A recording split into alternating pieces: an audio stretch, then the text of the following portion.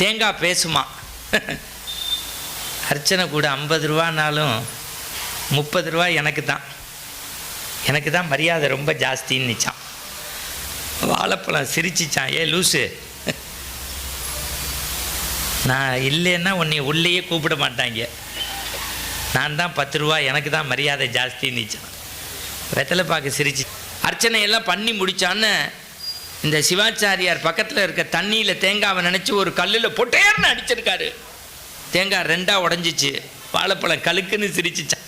30 ரூபான்னு மண்டையை உடைச்சிட்டாங்க.